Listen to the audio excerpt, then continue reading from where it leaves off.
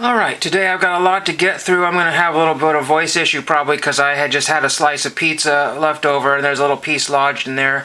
It's bothered me very little, but it's enough to probably, if I sneezed it might come up, but I can't be at my best with this little piece of stuff there. I tried to eat more stuff, I tried to wash it down, nothing happened. Maybe I bruised my throat, I don't know. But anyway, we'll get to some mail here. I'll talk about a few other things here. So, one of the things that I wanted to mention before I get into everything here is that there's a lot of, I want to call it hijacked content. Whether the person is okay of people borrowing their content. I don't know exactly what YouTube's rules on this, but there are a lot of people that are making videos with other people's videos that are not theirs. So they're doing like, say, like a top 10 or world's funniest or something like that, and they're doing like a countdown of all these funny videos and adding sound clips and doing all kinds of fun things to it. But what people seem to be doing is taking people like Jab's family content, and they're doing like the top hits of Jab's, Jab's videos or whatever. So they'll show him opening Shohei Ohtani 101s and Mike Trout 101s and all that kind of stuff. And the crazy thing is that it's not original content. That's not the crazy part of it. What's crazy is that this one channel that doesn't even have 1,000 subscribers, just one of his Jab's videos, has over 81,000 views. I mean, there's a lot of popular music that isn't even hit that benchmark. Out of my 1,000, 1,500, whatever videos that I have, over 12 years of hard work on YouTube, creating my own logos and doing all kinds of stuff and making a lot of effort to, to put myself out there, I basically have probably not even got close to 81,000 views. You basically take the 81 and then, no, I'm just kidding. You know what I mean? Just absolutely ridiculous, most ridiculous thing ever. So I don't want to dwell on that. And I don't even want to mention his channel there. Excuse me. But all I know is that there's people that are making content of others, whether they approve of it or not, and it's gaining more popularity, all kinds of, I understand being enterprising, but having unoriginal content, it's just about as bad as being zero content on YouTube and then complaining about everybody's videos and leaving nasty comments, only to say, hey, and then it says this channel has no content. Well, his channel actually has no content because it's not his.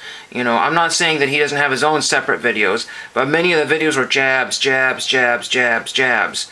And I'm so sick of Jab's family. I mean, you would swear that he and Jeff Wilson are the only two card collectors in the entire universe that know anything.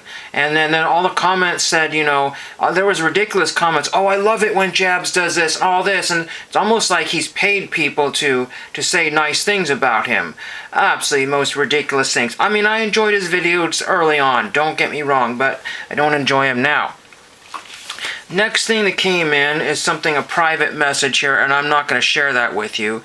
But this came from Idaho, and months ago, probably close to 2 months ago, I came across some pictures at a swap meet of a young man serving in the Vietnam War. And Caleb would appreciate this because my friend and I that were there, we did a little bit of research, and he and I both emailed back and forth about some young man we found out. I said, hey Chris, guess what happened? I found some information about this guy. He was killed in some sort of explosion in Vietnam. Some mortar went off or something in the barracks or wherever it was, and a bunch of guys died and got wounded, and this guy was one of the casualties.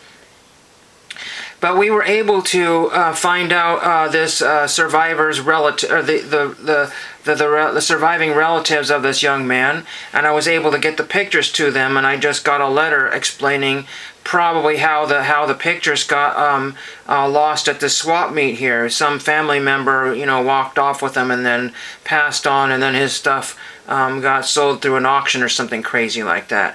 So it's very nice to always get, some positive feedback like that. And this Jab's family guy, Bozo, both of them bozos, they did nothing of that sort. They didn't do anything like that. It's like how people always find military dog tags. Some people are greedy and keep them in their collections, and the rule is that if you find somebody's dog tag, the nice thing to do is you try your best to get it to the original owner or family.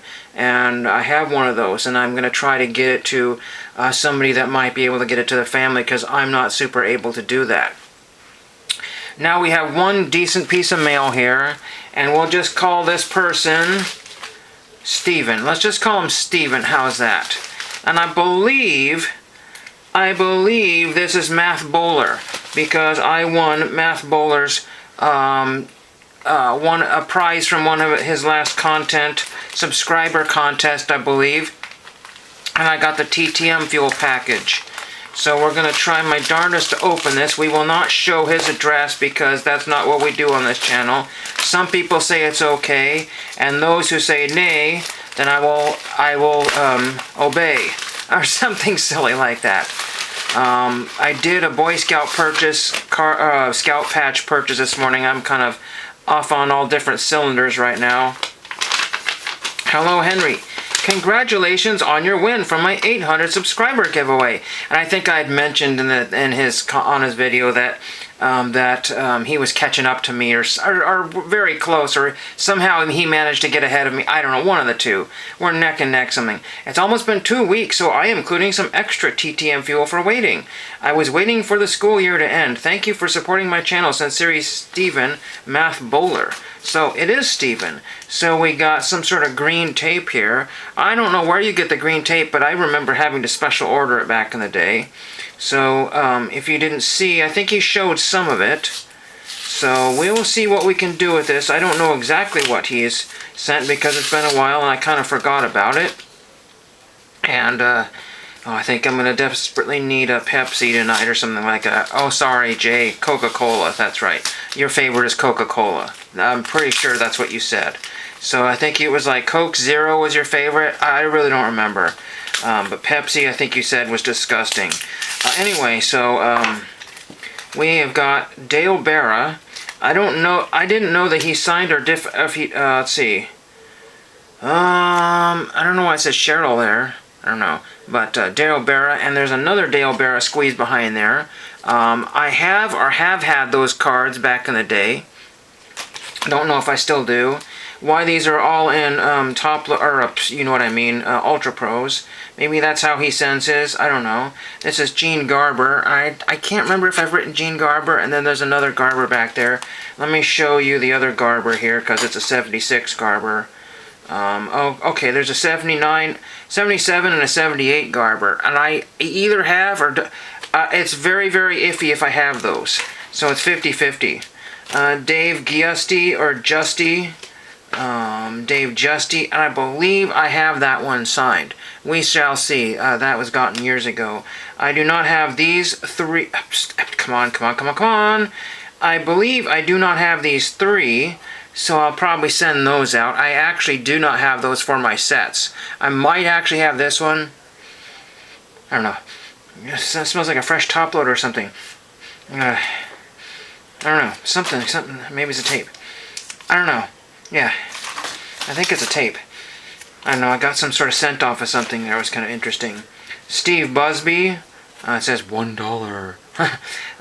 We got Steve Busby, and I believe I have none. I think I have Steve Busby, but I've not been able to get him on any of those. Somehow, magically, I don't believe I have that one for my set either. All of these look like cards that I am missing from all my set builds, and it's really strange. I had a Dave Dravecki that I was going to send out. I don't remember if I got it sent out yet or not. I'll have to look. But I believe I have all three of those Draveckis. Not signed, obviously. So, or not obviously, but yeah, I have all three of those. I have had all those three Draveckis. I currently have the 84, and I don't know if I have the other two still. So it's still all good, because pretty much, other than the 184 Dravecki, Dave Duncan, I've got his autograph. I try not to write people more than twice, so some of these guys might just go in my binder, or I might hope they forget who I was. But there's Dave Duncan, so I'm pretty sure that I don't have the 76 Dave Duncan. But I know I don't have the 75 Duncan. Then we've got Bill Bradley, and I believe I have those two, if I'm not mistaken, signed, and I do not have that one. I'm not sure that I have that for my set, but we will throw those in there because I remember Bill Bradley. I don't think he said anything funny or did anything. Maybe I just put a regular stamp on his envelope because I used to put like 8,000 stamps on my envelopes. And Bobby Bryant. Okay, so I have, I don't remember if I have the 75 Bryant signed, but I know I don't have those two Bryants signed. So I think we're still doing quite well there. So there is all of that. And then we got some other cards here. These I'm not sure about here because I have just basically, I think these might be the extra ones he threw in maybe. These are the ones here that I'm not sure about because this is a set that, this card set was one of the reasons why I wanted to quit card collecting back in the day. You just couldn't get them in pages, so I think I just threw them away because they got damaged or something. But there's a Jim Clancy, a Brent Smith. I might throw those in as a bonus. Excuse me, I'm just having issues here. Bill Wegman, Ernie Witt, Mike Dunn, or Dune, Danny Tartable. I can't remember if he charges or not. Pete O'Brien. I got a Pete O'Brien to send out, so I might send that one with it. It's amazing how shockingly few of these cards I have because I've had all these cards 15 times over. And there's another Sid Bream yet I don't have, so we'll try to figure out some pages for these maybe, or throw them in some holders, I don't know. Because I'm really at a loss for space here. I ran out of space 5 years ago, and I'm running out of even more space daily. Regardless of, I've got a desk that's on the get rid of pile there. And guess what the desk did? The desk wasn't being used, so I just took it out of a room and it basically freed up zero space. Nothing is going to go where that desk is, as far as I know. Maybe there's another small table, but the small table is folded up against a wall and it was not taking up any space. But that was very, very cool, and thank you for these. Even though I don't really particularly like them, they might be useful for me. And then, like as I said, darn near every single card was one that somehow I was missing. And I have a feeling, because I buy the lowest priced copies that are available, I have a feeling I didn't get those because some other snake took them for TTM fuel. I think that's probably what happened. That's why sometimes you can't find certain ones, you know? So like I said, and I did not have that Dave Duncan. I know I haven't. Because, quick little story time here. 1975 was going to be a set build for many years because that was the year I was born. I always wanted the Robin Yount and the George Brett, but I was never able to get them because my LCS 75 tops, you might be out of your mind. That stuff's rarer than hen's teeth, you know, stuff like that and all kinds of things like that. And so I found a couple when I first started collecting, like a John Lowenstein and a, oh man, I can't remember, a Freddie Patek or something like that, and those were my favorite cards because they were the most wild designs ever, and it was also my birth year, so I said, I'm going to collect these cards. But I went many years, and decades in fact, without finding more than like 2 or 3, you know, and then I eventually ended up with a few other cards and a couple of pages, and I might even have close to 50. But that is not anywhere near a 75 set, and these are kind of a premium at time. So, I mean, I'm not going to go building a 1975 top set at $1 a piece. Absolutely no way. So, very, very much thanks for all of these cards here. And again, I have next to none of them, other than the Dave Justy and the green tape. Thank you very much for those. And I'm going to do a video on my scalp patches that come in the next week or so. These always seem to take their sweet time. I think it goes, you know, diagonally through the United States, and so that sometimes hits some of those rough spots there, the slower post offices. But I had to do it because the seller had a bunch of patches that I'm collecting at $1 a piece. And before I get too long-winded here, people are like, well, you know, these patches are all over eBay, you know, so there could be anywhere between 12 and 50 examples, 50 to 100 examples of this patch. And it's not a big deal. and some of them are rare and some of them are, I would say rare, but they're not easy to find in the dollar category. So when they're in the dollar category, they're usually used or they've been passed over by somebody because there was some sort of thread issue or stain on it. But as long as they display well, and I can usually clean them up a little bit better by running some water through them and soaking them or whatever, and getting some of the dirt out of there, and then pulling some of the threads back to where they're behind the page and getting out the extra threads that don't belong and make them much displayable. And some of them look like they were just, there because, because if you're going to be selling a mint patch, it better looks like it went from holder to day one. And that's what a lot of the scout guys did back in the day. They basically put their scout patches in a special spot and then left them there to be mint for days on end, because a lot of collectors, what they did was they got one or two for their uniforms, and they had a couple extra too that they bought at the scout store just to have as a collectible, as a memento. So there's always extras out there, and that's why I don't mind paying $1. Now, was there a rush to get them at $1? No. But then I kept on seeing things like somebody else has this in their cart, and I didn't know if they were going to be making an order right away or if they just threw them in there just as a... But again, it's mind-boggling that, I'm saving only $2 or $3 an item, maybe $4 or $5 in some cases. Alright, I just wanted to finish the video. I just had to pause the video for a minute. I was able to take some extra sips of water and get rid of that wretched piece of sausage that got stuck there. So I'm feeling much, much better now. But as to finish off the video here, just to give you some perspective of my scout patch collection, it's not the best video in the world, and it's only got 17 or 18 views because some of those views are probably my own. Check out Jason Spangler, the Santee Swapper. He also has council patch collection videos. He has about 2 of them, and they have gotten about 900 views, and his and mine are the only ones that are labeled as CSP Scout Patch Collections on the entire YouTube that I can find.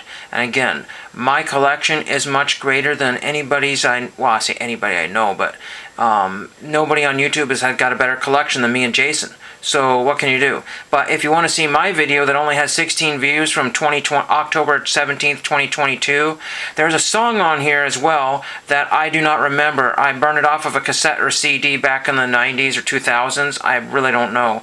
And I can't find the lyrics on the internet. So should be very easy to search, but I find absolutely nothing.